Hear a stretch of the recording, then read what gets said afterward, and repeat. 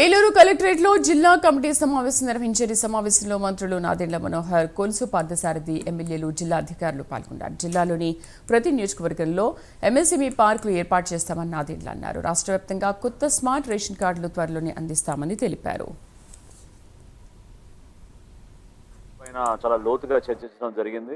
అనేక అంశాలపైన చర్చించినప్పుడు ప్రధానంగా వ్యవసాయ శాఖ గురించి అన్నదాత సుఖీభవ ఏ విధంగా రైతులందరికీ అందింది, ఎక్కడైనా లోటుపాట్లు ఉంటే 20 తారీఖు లోపు ఆన్లైన్ వాళ్ళు రిజిస్టర్ చేసుకోవాల్సిన వెసులుబాటు ప్రభుత్వం కల్పించింది. కాబట్టి దీనిపైన కూడా క్షేత్రస్థాయిలో గ్రామ స్థాయి వరకు ఈ సమాచారం తీసుకెళ్లి ఎవరైతే రైతులు పొరపాటున వాళ్ళ పేర్లు నమోదు కాలేదో వాళ్ళందరికీ కూడా అవకాశం మరొకసారి కల్పించడానికి ప్రయత్నం చేయమని అధికారులందరూ కూడా చెప్పడం జరిగింది. అదేవిధంగా గౌరవ శాసనసభ్యుల దగ్గర నుంచి ఎక్కడైనా యూరియా కానీ డిఏపి కానీ కొరత ఉంటే ఏ విధంగా మేము జిల్లా యంత్రాంగం నుంచి దానికి సిద్ధమయ్యే విధంగా ఆ ప్రయత్నం చేయడానికి కోసం కలెక్టర్ గారి ఆధ్వర్యంలో, జేసీ గారి ఆధ్వర్యంలో దాని గురించి కూడా డిస్కస్ చేయడం జరిగింది. ప్రస్తుతానికైతే జిల్లాలో ఎక్కడ కూడా అటువంటి కొరత లేదు.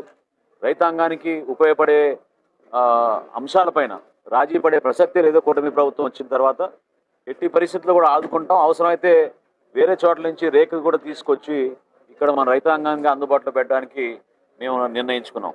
అదేవిధంగా ఉద్యాన శాఖ గురించి మీ అందరికీ తెలుసు. మన జిల్లాల్ని మనం